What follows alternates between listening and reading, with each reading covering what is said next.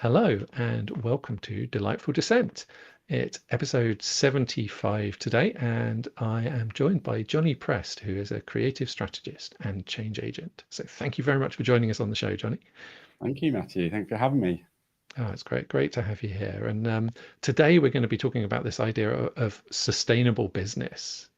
And this is I think this is a big one, because it's definitely a good thing that we're starting to build environmental responsibility into business. I mean, I think that it would be a very strange thing to argue about otherwise. But um, I'm really not entirely sure if sustainable is the right goal, and how we're approaching this is necessarily the most helpful way and is going to achieve the ends that we hope it will, and that really matter.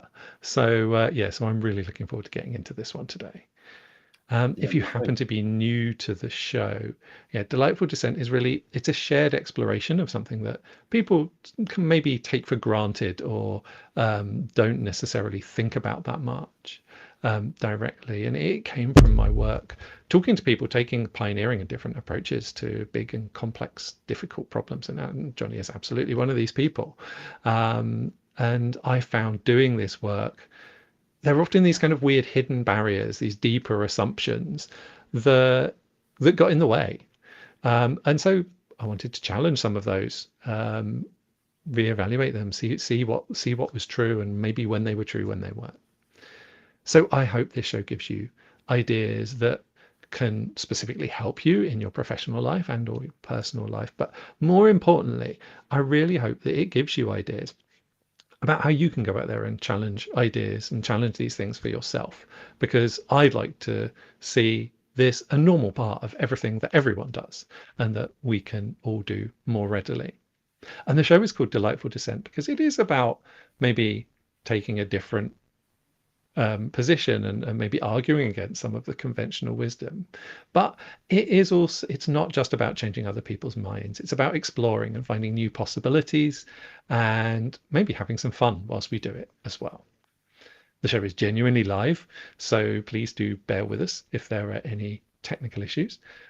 Please do be aware that strong language is a possibility, if that's a concern for you, and also the difficult topics that may come up are likely to be probably around the impact of human activity on the environment and the consequences of that, particularly involving things like mass extinction. So if those are an issue or a concern for you, then please take whatever steps you need to make sure that you're okay.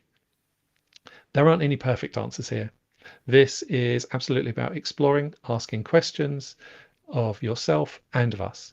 If you are watching live, then please do add your comments and we will bring them into the conversation.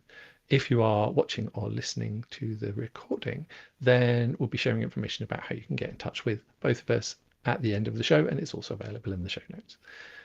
So, yeah, I mean, we first met, I think through LinkedIn, didn't we? You got in touch with me, which was a really great, and thank you for reaching out. And we had a really fun intro conversation. I was particularly struck by your kind of really knowledgeable and yet equally curious and particularly your passion about this subject. So I'm really pleased to have you on the show. Thank you for joining us. Thank you. And I wanted to ask, maybe could you introduce yourself a little bit, please? Sure. So I'm Jonny Prest, and you mentioned earlier that I'm a creative strategist. I think creative strategist probably sums me up the best. I think a strategist, and I run an agency called Seed. If you asked me a month ago, what does Seed do, or what are we? I would have said we were a creative agency, but in the last few weeks, we're changing the name of it, and we call ourselves now a change agency, which we've totally made up. There probably is other change agencies out there, but the reason being is that so much of our work isn't around creativity or communications or marketing. Actually, our scope of our work is much more rangy now, and we do a lot of work around delivery and education and discovery and strategy, and right to the other end where we roll up our sleeves and we get involved in delivering projects from stakeholder engagement, market research, and delivering the thing, whatever the thing is. We want to be a much more hands-on agency. So change agencies tends to fit quite well. The other thing with change is that when we do our discovery work with our clients, one of the big questions that we ask is, what is it that you want to change? It's a great question. Gives great answers if people are really honest. So change came from there. And I also call myself a change agent, which sounds super cool as well. So yeah, change agencies are our new thing. Yeah, I love that, and I think I very much resonate with that experience actually, and that need. It emerged in my own work as well, um, and it's the need for change, and I think there's a specific role around almost being a catalyst, making it easier to change, and that's such a valuable and important thing because it is a hard process. It is a difficult process, and I A think great it's word is worth acknowledging that. facilitation. Facilitation keeps coming up. Mm, Like, I think we need to facilitate better questions, more meaningful questions, and then facilitating action, because it's all well and good having a great conversation and saying great things, but actually the doing is the difficult bit. So, that's what actually creates the change, is the doing, it's the rolling up the sleeves and getting on with stuff. absolutely. So what was it that brought you to doing this particular thing? How did you arrive at this? Because it's not the most kind of conventional off the shelf job. I say that myself as someone who does something that, where you almost dread the question in casual social situations, what do you do? But yeah, so how did you arrive at this How do I this arrive work? here? Okay, so to look at what I do now, my probably the three main areas of what I do is around creativity. I know that's very broad, but creative thinking, brand, hence Brand Master Flash. I still really love identity and identity design and what is identity and what is brand. That's a huge area for me. And then in the environment, and ecology and all the work that we do around sustainability and regenerative design. They're the three core areas. So how did I get here? I'm going to give you 20 years in probably around about 2 minutes, if I can. So my journey in sustainability arrived or started, I think, when I was about 15, and I worked in a French restaurant. It sounds super posh. It was actually in a golf course, but it was a posh golf course. And I was a kitchen porter, which is a posh way of saying I wash pots. But one of my jobs was to clear the food away, clear the buffets away. When food came in, scrape it away. At the time, at this restaurant, there was no kind of, it just went into one bin and went to, in black sacks and went away. And I just couldn't believe the amount of food that was being wasted on a daily basis. And we're talking vats, we're talking tons of food, and just couldn't get my head around it. And I tried to take it home, but my fridge at home with my parents' house got filled really quickly. I mean, I couldn't keep bringing it home. We would have been the size of a house within a week, and that's where it really started, really. And I just really was interested in the reduction of food waste. I went to university, I did design, I did media, and very quickly within my freelance career, I was working with people like RAP, so with Love Food Hate Waste, Recycle Now, doing things with my city and county council regionally, so Leicestershire, Derbyshire, and just got really stuck into just trying to work on creative campaigns that got people to reduce the amount of food they wasted. We did recycling campaigns, and then that moved into campaigning for the reduction of single-use plastic. So that was my journey in, but that was in parallel of being super creative. I had other clients. I did work. I worked in fashion. I worked in publishing. And so the creativity and the kind of environmental side of things were in parallel. I would say the creative thing was a lot bigger and the environmental thing was probably smaller. But as I've got older, the environmental side has grown and grown. And now in our agency, we only work on people and planet. And, and if anyone watching or listening to this is interested in ecology or social impact, it's a rabbit hole. The more you learn about it, you learn about something new, and you learn about something new, and you go a different direction, and it is overwhelming. And you have to kind of keep taking a step back and understand what you're trying to do and who you are. And I suppose that's where the brand thing comes in. I'm really interested in identity because I'm interested in my own identity. I'm trying to figure out who I am and what I do, and I've got 3 small children, and I want to be a good dad to them, and I want to be a good business person. So yeah, identity, creativity, people and planet, that's just my world, and I live and breathe it every day. No, it's lovely. Thank you. And yeah, I think it's so important. It's interesting. A lot of people I speak to, and I think in my own life, this kind of move from a general professional kind of set of skills to being well, actually, what do I want to apply these to?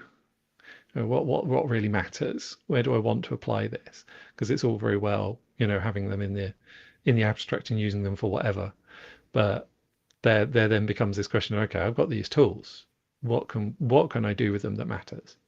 Mm. And it's a really different thing. Interestingly, really interesting that relationship between brand and identity for me as well, and the personal element of this, and I think this is one of the other aspects of really big aspects of this kind of thing for me, and our relationship, between like how we act and how we're supported in acting, and the way we see ourselves, and that we probably do need to develop new ways Yeah, actually to address some of this stuff. So of yeah, course, no, yeah, definitely. My journey in brand is, I've always said, like, when you're developing brand, or you're a brand strategist or an identity designer, it's like personal development for businesses, because really we talk about DNA within brands, and to really get into the DNA of a thing, whether it be a product or a company or an organization or within a culture, you've really got to do some deep work in people. It really starts about people and what do people want, and we talk about purpose setting and all the normal brand words, but it's like personal development. And there's elements of psychiatry in there, there's elements of working about social relationship work and all these different things. It's fascinating. It's not about a set of fonts and a logo anymore. It's much more than that. And it's much bigger than marketing and communications. It's all about people, and it's about our connectedness.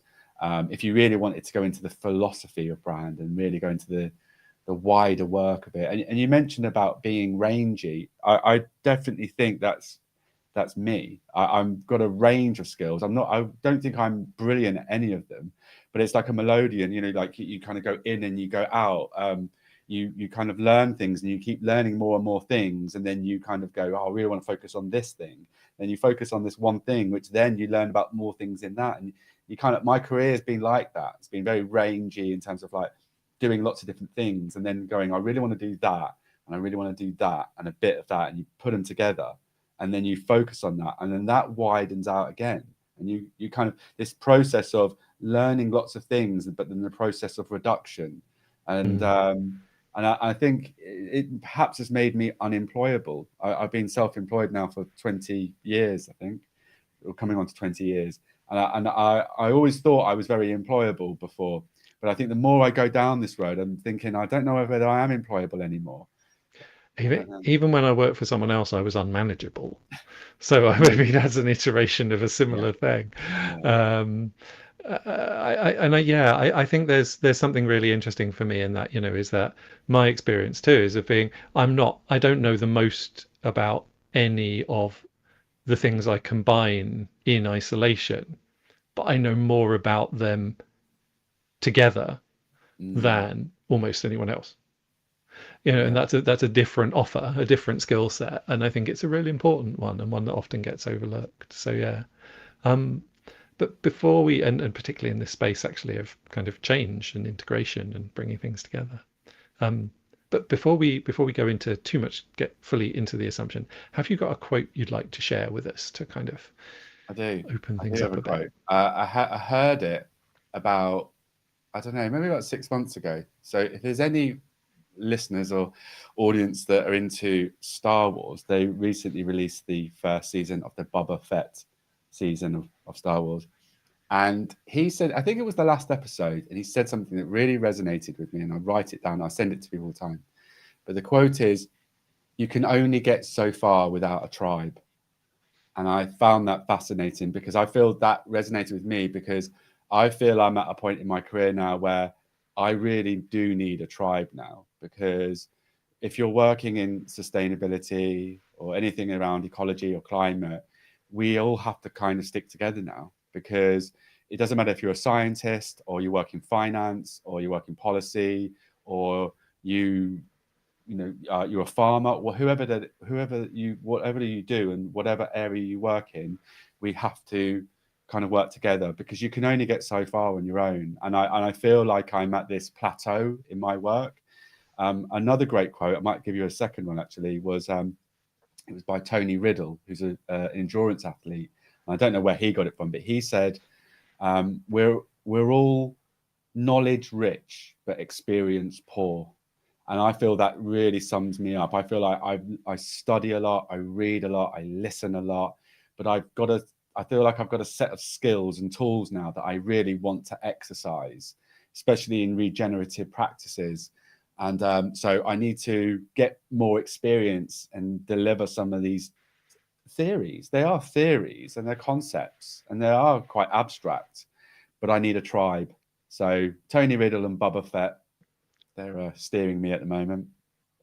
No, I love this. I love that emphasis, on trying, it feels like trying things out, the importance of actually trying out this stuff and applying it. And there's a positive relationship between trying stuff out and then more knowledge.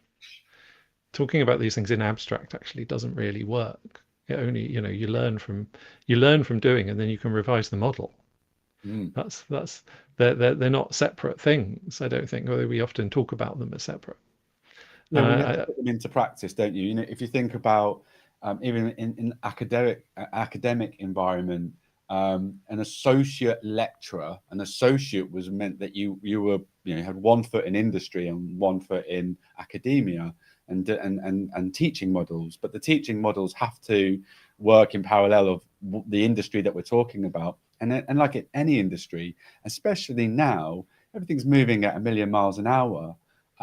So you have to read published work. You have to listen to podcasts and watch videos, but you've got to go and implement these things. You've got to go and experiment at least and try things out and prototype things and see if they work. And then but goes back in that classroom. And I think the ping pong between studying and discussion and case study and actual real life delivery, that's where the great work is happening. And I feel for me, I need more experience. I know I need more experience. I need to go into large corporations. I need to work with scientists.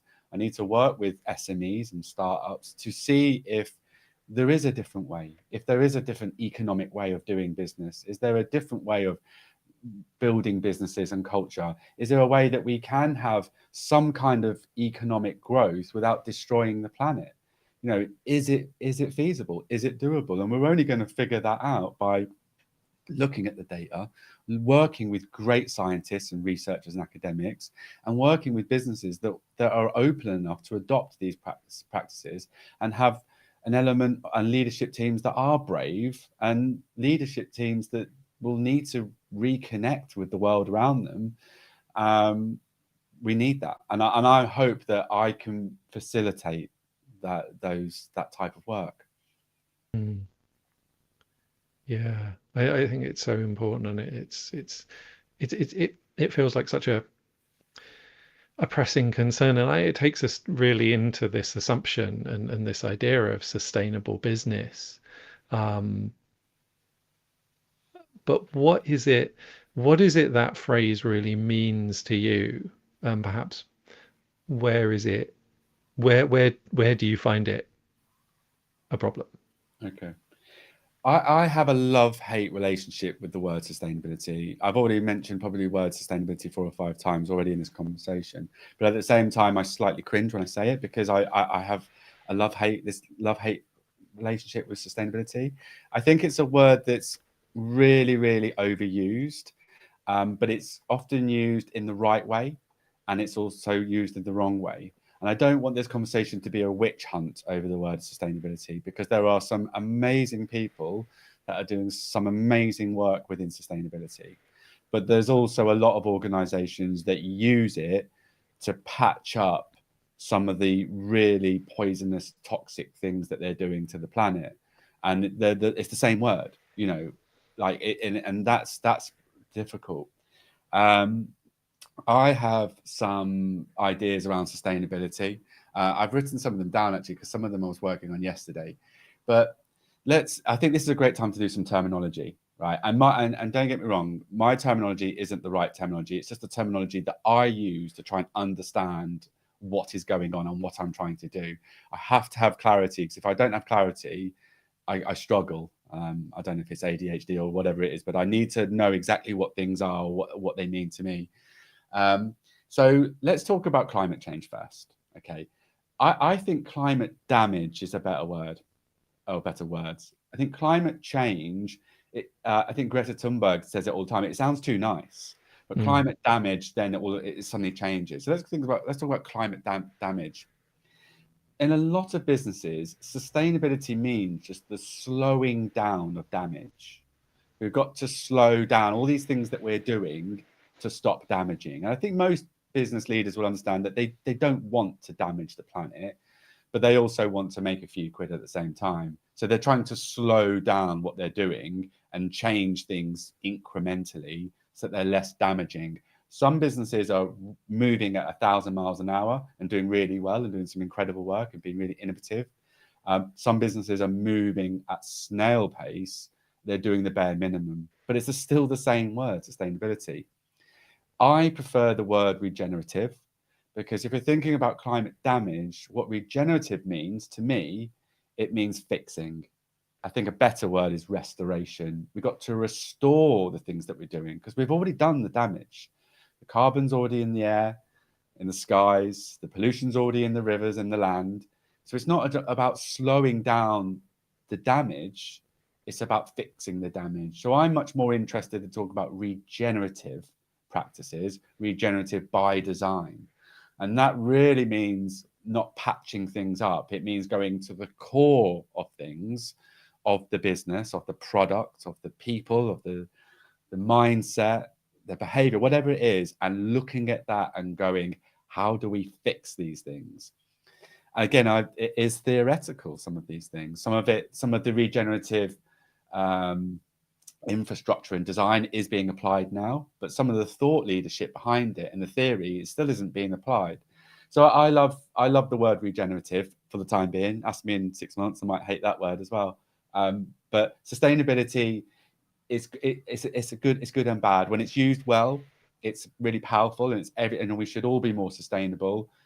But I don't like it when it's used incorrectly and it's only being used as a way of slightly patching up some of the real problems within our current economy, national and global.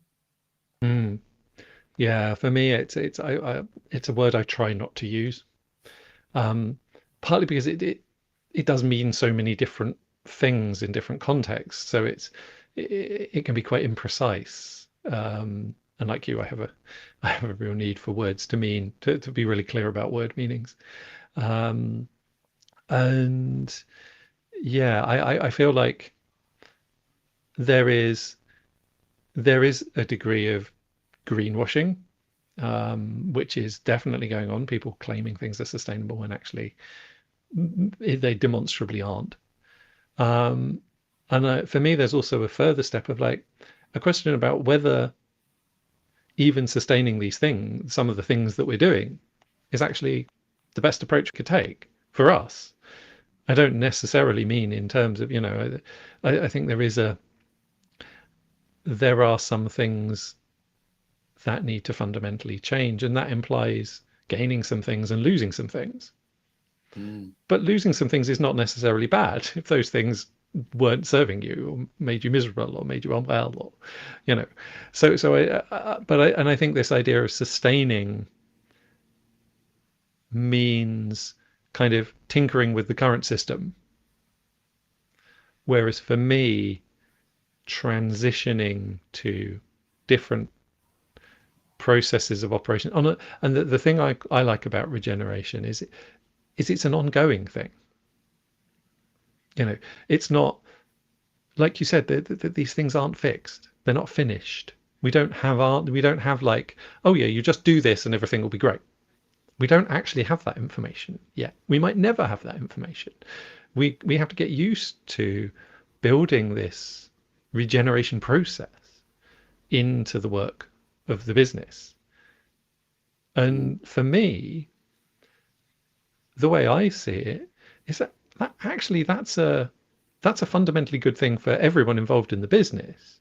Because if businesses aren't regenerative, aren't regenerating themselves and making sure that their operating environment remains viable, they're going to disappear.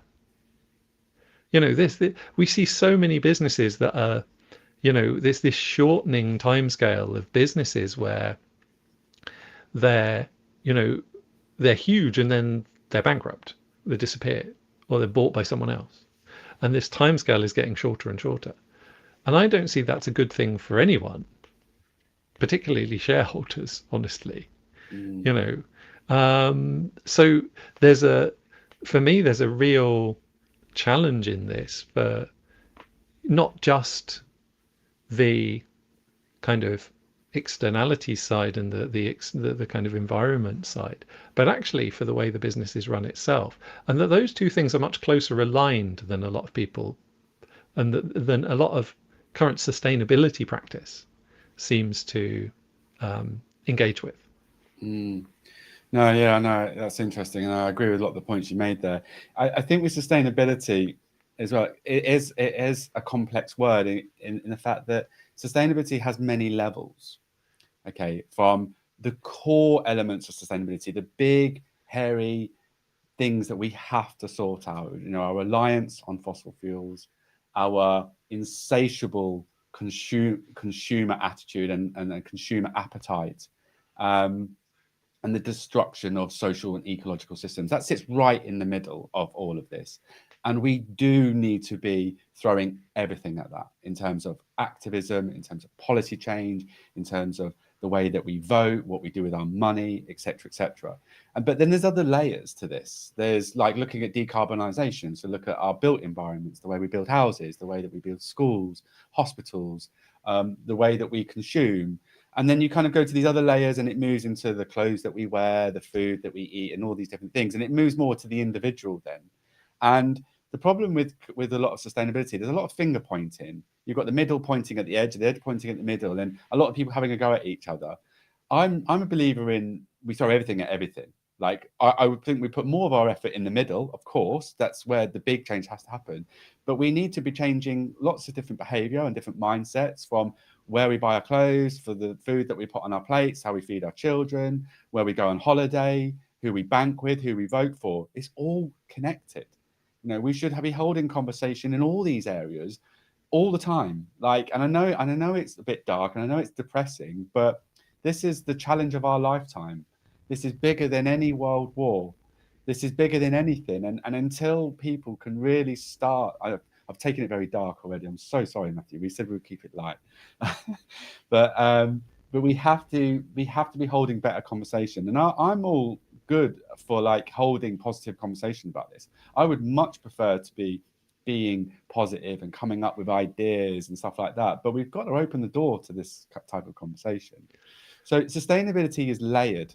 And what's really interesting with regenerative is that we get those layers, we get this whole model and we smash it to bits and we start again. That's what's exciting, is that we look at a new economic model. We look at new ways in which we help and support startups. We completely change the way that we fund and we finance businesses. We completely change the way that we procure and we do tenders, and we see what are we choosing when we're working with suppliers. When we're looking at our scope 3, if we have regenerative practices in our scope 3, then that's going to change. Businesses will have to change. Okay, so I think this might be a good time for me to talk to you about an analogy that I came up with yesterday, and I'm quite proud of it, but I think the audience will think it's a bit fluffy. I just wanted you to could you explain for people who aren't maybe quite as into this as you and I what scope 3 means in this context? So please. In terms of carbon reduction, you've got scope 1, scope 2 and scope 3. So businesses now within their carbon reduction plan will have to do a series of things. Scope 1 is what you do first. So that's your basic things of where your energy comes from, switching things off, where your water, etc., etc. Scope 2 is more about the people that work in the organization. So how are people traveling to work, what they're doing when they're at work, and kind of the people within the organization. And then Scope 3 is your supply chain. So that's who you buy off and who you supply to. And within all of that, it is about carbon reduction, which is quite broad, but carbon reduction is primarily around energy. So the way that you use energy, and within energy, we can talk about fuel, and we can talk about electricity, and we can talk about heat. So those are the 3 different scopes that you can, and I think the Carbon Trust is probably the best website to go in there and find out more about that, which we can share with the audience. But yeah, analogy I've got. I think the best way to think about what is happening right now, to make it really, for any audience that are listening or watching this, to understand what's happening right now in the world, it's like being at a party that's got way out of hand. I mean, like really out. And hopefully you've all been to a party like this where there's people hanging from the landing, and there's something's been trashed, someone's been sick in a bed, and whatever. There's a fight kicked off. It's way out of hand, right? Okay. So what we need to do now with the party is that you can't just go around and speak to individual people at the party and go, I think we should calm down a bit now, and I think we should maybe we should turn the music down or whatever. You know, that's just not going to do anything. That party. Can you take personal responsibility and stop being sick in the bin, please? Yeah, it doesn't actually work. Yeah, patting the person on the shoulder who's being sick. Oh, can you stop being sick? It's not going to change, and that's what we're kind of doing at the moment. We're trying all these little nudge techniques, and we're trying to like stop little things. The only way that you're going to stop the party is to take away the booze and switch the music off. It's the only way. It's about choice architecture. Take away the choices and give a different choice. Now, to take this a step further, sustainability is getting in a cab and going home. That's sustainability. Regenerative is staying there and fixing it and cleaning up the house. So that's the simplest way I can explain to people what is happening right now. Now, if you're a party animal, then they're not going to care. But so they're you can't do anything about them. But so any normal person, sane person, they'll understand. Okay, we're at a party that's got way out of hand. It's a great analogy. I think it's such a powerful analogy. And I think so for me, one of the interesting things in this is I think it can feel very big and that can feel overwhelming. One of the things I feel particularly helpful is I think we can take on too much responsibility, actually, and think that we have a kind of like that we are kind of almost like in control over everything on the planet, and therefore we have this full responsibility, and we're to blame, perhaps personally, if or at least proportionately, if stuff goes wrong. Whereas for me, I think it can be much more effective to think about what we want as individuals, and for the people that we care about and the things that we care about directly. Because actually, we're not a threat to all life on this planet. All life will continue in some form. And in the very long scheme of things, it won't, it doesn't make that much difference. Like I'm talking about real geological time. But what it does do is make a huge difference to us and our children and, and the people that we care about. And I think those conversations and actually thinking in those terms is a really helpful way of joining it up with practical things that we can do. And when you talk about identity and talk about, I think that relationship between choice architecture and affordances, and affordances, again, it's another jargon word, but they're basically the things in the environment that tell you what you can, or that you read in the space around you that you can do, and tell you what you can do and not do in a space. Like door handles are, tell you can open the door, that kind of thing. And that there's a whole range of them. But actually, when we think about the affordances, and particularly the social ones, like what's acceptable, what's not acceptable in this space, how can I show up? you know. And if we go back to your analogy, it's like, is it okay to be a kind of raging party and then just bugger off in a taxi? Does that stop you from getting invited to the next party? You know, and I think there's those kind of, or is it okay to do that as long as you then stay and you engage? And I think that's those broader conversations are one of the really interesting things, and those are much softer in terms of, like, they're not strict rules. They're much more they're much more in this identity space. So I was thinking, where my work concerns, there's this move for environmental and social governance, and governance is actually formal choice architecture. Really, it's the best way of, it's the systems that help us make decisions, and like, how do we formally make decisions? Where are the formal, but there's a softer thing as well, and I think there's a really interesting relationship between those. And maybe, when we think about sustainability, we're thinking about just ESG, just the formal choice stuff, rather than the stuff that actually informs a lot more of how we behave as humans, which is in the blurry spaces and identity stuff.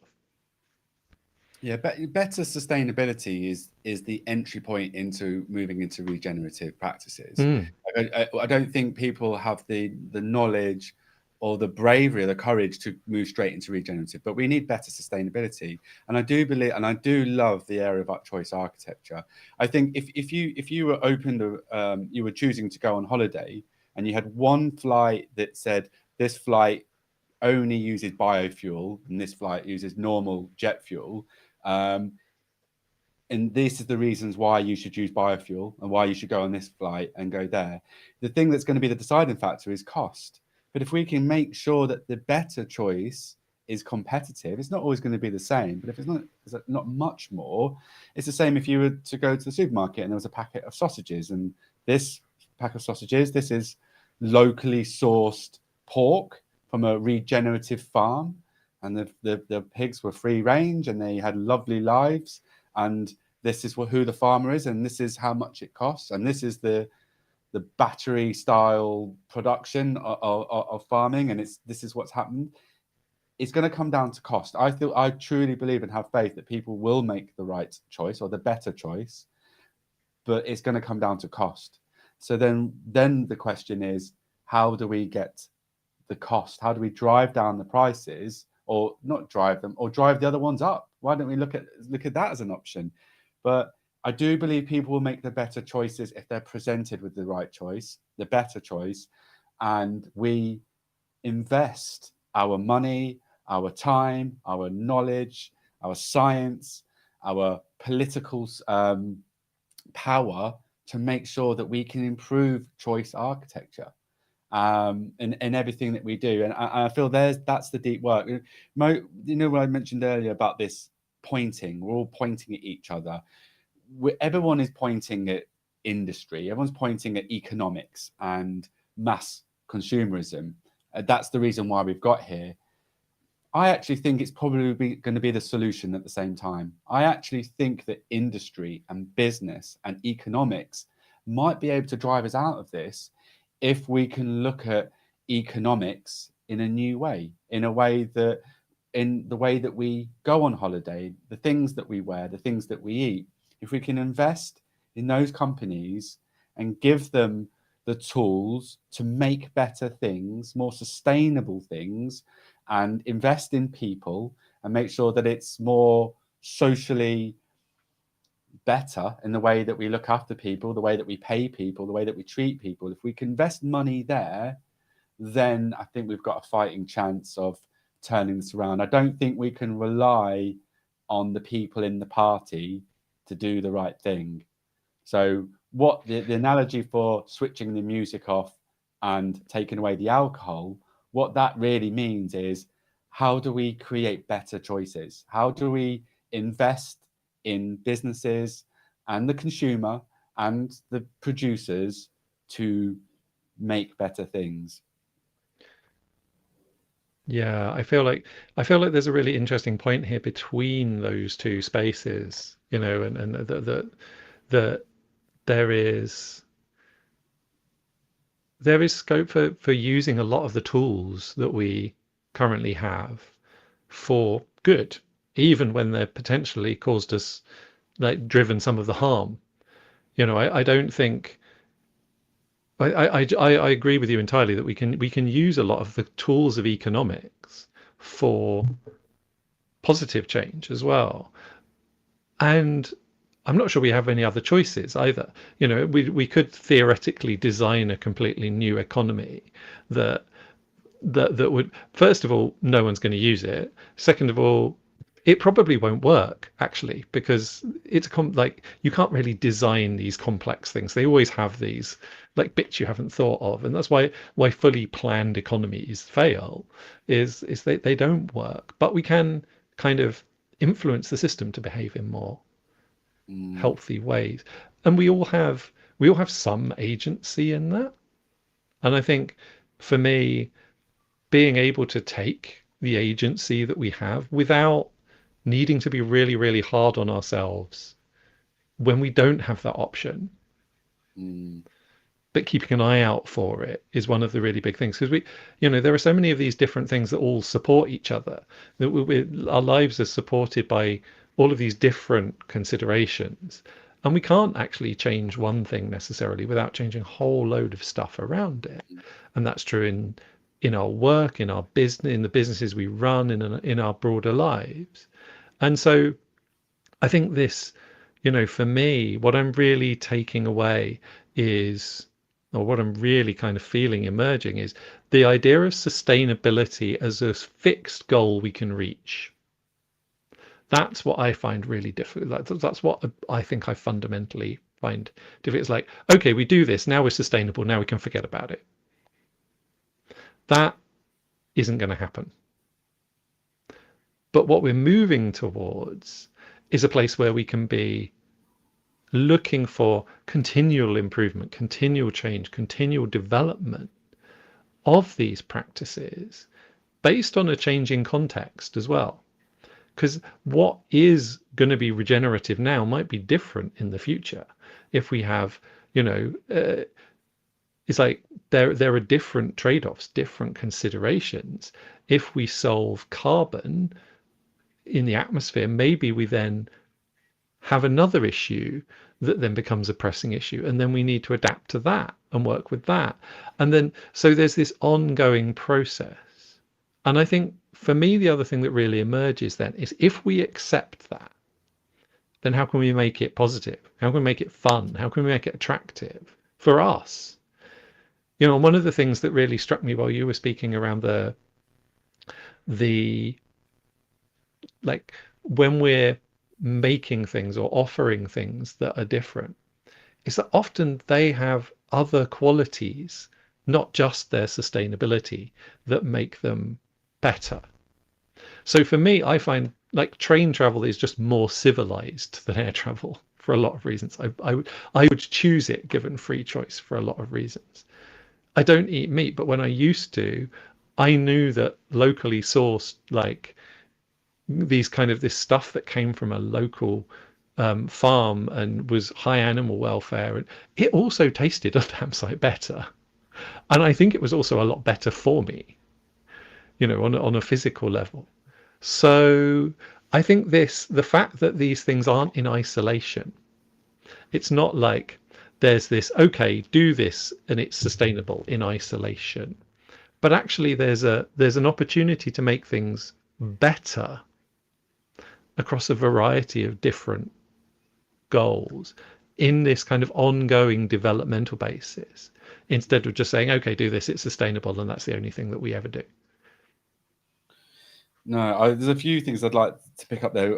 If we push it back to economics, there's different ways that we can look at economics in terms of the relationship between the consumer and the producer, the business, whoever that is. We have different relationships within that. It's quite complex. So if you look at commodities and then luxury items, The relationships are quite different in there. But let's look at commodities: bread, water, milk, whatever it is, the smaller things, even maybe shoes, whatever it is, clothing could probably be seen as just a commodity. Most of the time, the decision-making process in buying a commodity comes down to three things, I'd say. The first is cost and convenience. It really, especially now with the cost of living, it's cost and convenience. And then probably third, quality. That comes third, which is, when we're thinking about food, is insane. And even when we think about clothing, it's slightly insane. So if we know that is the decision-making process, is cost and convenience, we have to make the greener options more cost-effective, and we've got to make them more convenient. And they're not. They're I not think at that the moment. that last one, particularly the convenience, is make doing the right thing the easy thing is such an important thing. And I think it's one of the blind spots I do see with kind of with people who are so passionate about this and delivering stuff in this space, is because it is their entire work, and it really is like they can become a little bit, not quite blind, but you kind of what's the word, accustomed, accommodated to the difficulty involved in whatever it is that they're doing because it's working for them, and not think in terms of other people who have other pressures. And this is, this is one of the really big things for like, is like you actually have to choose shorter term things if you don't have a better choice, if that's not available to you for whatever reason. And part of that is price and part of that is convenience. It's like if you're already overwhelmed, you can't spend a whole load of time doing whatever it is you're doing in a lower impact way. That's Mm, so that itself, when we're delivering stuff, when we're thinking about trying to create stuff, really thinking about how to make it accessible to as wide a range of people as possible is a really, really important consideration. And I actually feel in this conversation there is a trade-off to be moved over time, but like being lower impact while still being accessible and at a reasonable price is probably going to have more positive effect than the perfect thing that only a handful of people can actually engage with. mm. I love the idea of, when we look at food or clothing or anything, we've got all the different logos and iconography of, where it's been made, is it fair trade, what's in it, how many calories, etc. I really love the simplicity of low impact, high impact. So red being this is really high impact and this is low impact. And if we could be in a place where low impact and high impact cost the same, and we had really great, or it was marginal, but we had really great education and awareness campaigns that explained what is low impact and what is high impact, I think we would be moving in the right direction. I really do feel that we'd be, because it's very simple then, visually. This is a low impact sausage, or this is a low impact flight to Italy, and this is a high impact. And this is the cost versus the other cost. And then educating people why we should go with low impact. What does low impact mean? How is it benefiting people's lives? How is it healthier for you and your family? And these things. And when we say it like that, it sounds so simple, doesn't it? We've been talking about economics a lot, and I think this might be a good opportunity just to stick the donut in there, because it's something that I'm really interested in. There's an author, Kate Raworth, who's come up with, it's no longer a concept. I think it is being actioned, and it's donut economics. So if we were to think of GDP as that kind of like that zigzaggy line that goes up, we always talk about, with GDP economics, we talk about growth, incremental growth, whether it be 3%, 5%.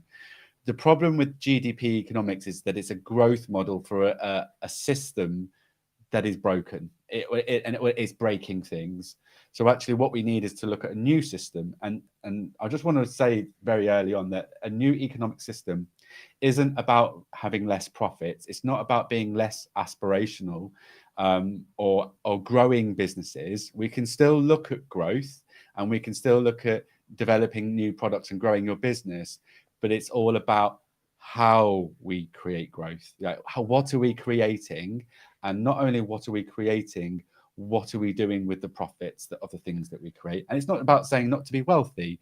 It's about being a lot more responsible and ethical with the way that we do business. I think that, on so many levels, that choosing what we grow rather than seeing growth as this de facto good seems to be, for me, a really helpful way of understanding part of this approach. Is like, if we're growing a business, like what is a good way? What feels good to grow? What do we want more of, and what maybe don't we want as much of in our lives? And I think that's true on a personal level as well. It's actually really thinking about and allowing ourselves to say, actually, this isn't for me. I don't need more of that. Thank you very much. When there's so much pressure at the moment, it's like more, great, like next, extra, bigger, without letting go of something else. And that's partly, I think, why it can feel so overwhelming. You know, and it's interesting. There's this model of like the maximum. It's something around like the maximum like you can spend on a house and actually get value from it. And it is quite a lot of money, but at some point you actually like there's a very low incremental value from having a bigger house. It's just another room and Yeah. another room when you've got loads of them. And so there's like really being clear about your own needs and wants and whether more is actually going to serve that or whether there's an opportunity for less. And I think particularly as business, as in that business context, in this workplace context, in our jobs, and if we're particularly when we have the agency to do this, if we're business owners, is being really focused on what we're about and what we're not about, what we can leave to someone else, instead of having to be like, where shouldn't this business grow? Is a I'd like to really, jump really on that interesting word, question. the word growth, because it's another word that people have a love-hate relationship with. What I like the word about the word growth is I'm a big believer in growth, but the question should be is what are we growing? Mm. If we have a degenerative business that's using too much water, too much energy, creates something that once it's being used once and then goes to landfill, that's a degenerative business. We don't want to grow that. We definitely want to shrink that, and eventually we'll want to get rid of those type of businesses. But if I've got a business that is investing in people, that's looking after local communities, it's investing profits back into carbon reduction, it's using a product that can be used over and over again and restored or fixed, whatever, then we should be growing those businesses. And that is good to have growth. It's good to have margins. It's good to have profits because it's making money in a regenerative, ethical way, and it's making profits, which it's reinvesting back into that model. Let's grow them all day long. And I also agree that by doing that, it will create new problems, definitely, and we'll have a different conversation about that. But it's still the right direction to go in. Absolutely. And the more we build that capacity, the more we can engage with those, and Yeah. the less serious they become before we can work with them. I think it becomes it's just a part of the ongoing transition. And I really like that framing. And I think, for me to kind of just begin to bring this to a kind of a bit of a end. There's, the problem with the sustainable idea is it feels to me it's still in that closed frame a little bit, that business that where where whatever we're doing at a fundamental level actually reduces our capacity to do things in the future. It's taking out of this system. Mm, Whereas when we're moving towards this regenerative thing, there are things we can do that build that capacity for the future. So it's not so much it's growth that doesn't detract from our ability to grow in the future.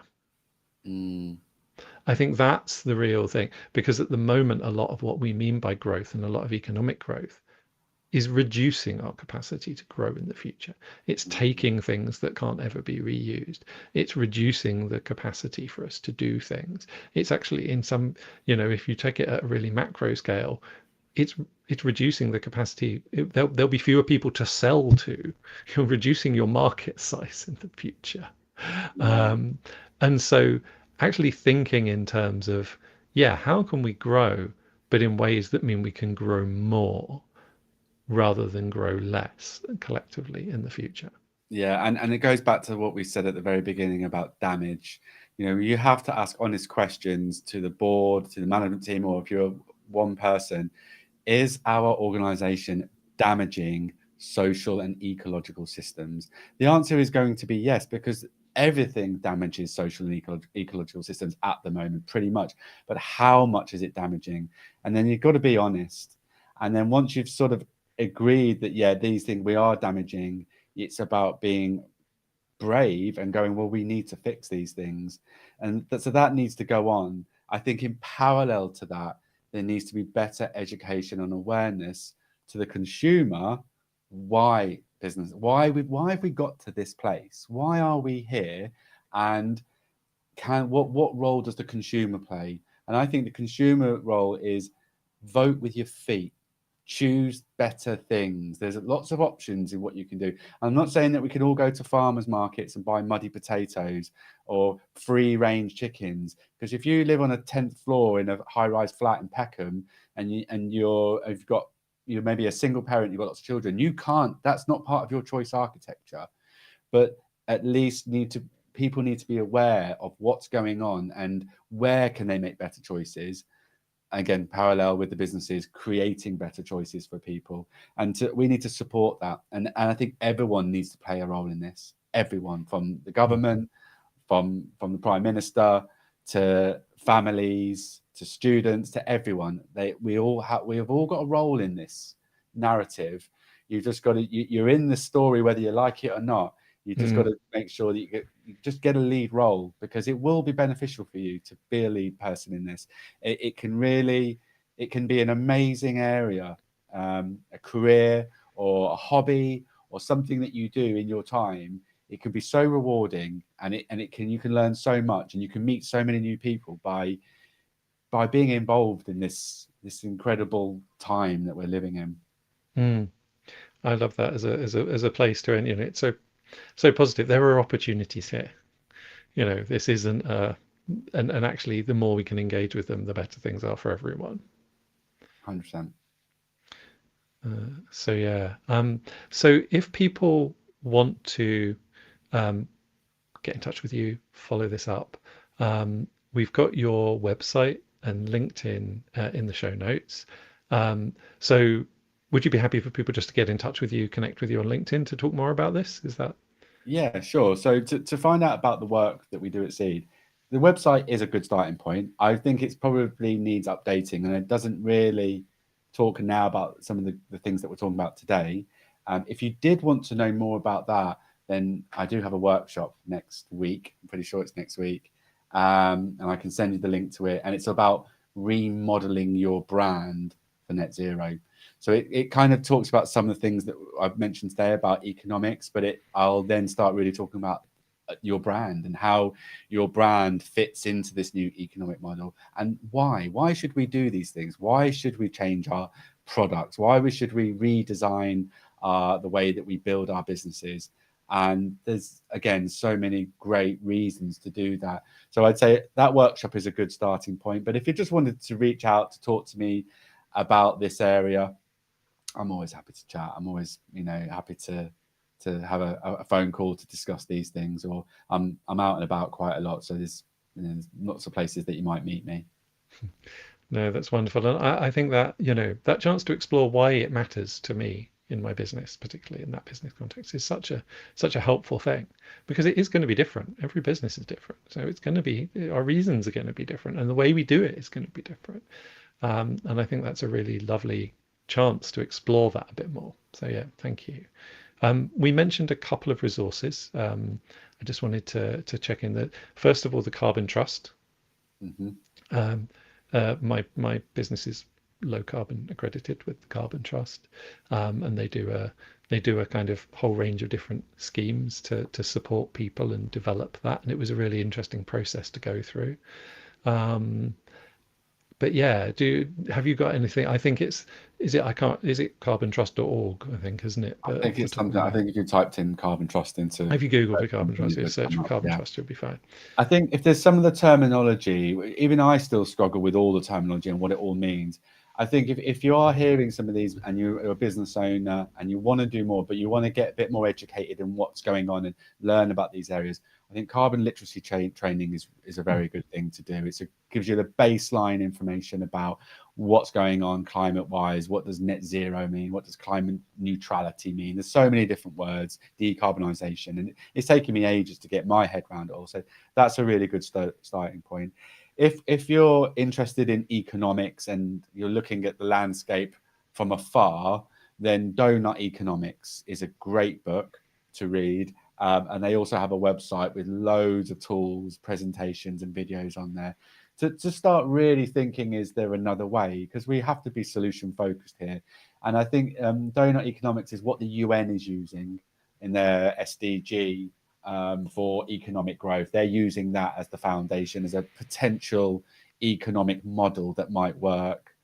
And then anything in terms of regenerative, there's loads of books and things out there. And I'm actually going to I've just released an article, but I've got another article on the Seed Creativity blog that will probably be released by the time this content goes out. And there's some learning resources on that blog. I think it's called People, Planet, Profit, Pants is the article, because there's a lingerie company in there that's been regenerative. But I put quite a few different resources in there in terms of podcasts, books to read, and courses and education that they can sign up to. So yeah, that'll be on the Seed website.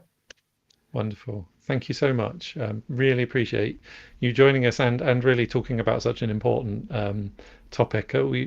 The show is more often focused on the social side than the environmental side, and it's really, really great to explore this too. So thank you. Yeah, thank you very much. Cool. Yeah, so please do really get in touch with Jonny about anything. Just reach out and ask if you've got any questions, and do check out those upcoming events and articles as well. Yeah, I hope that got you thinking. If it did, please do share this with someone else. That's the main thing that gets it out there and gets other people to see it.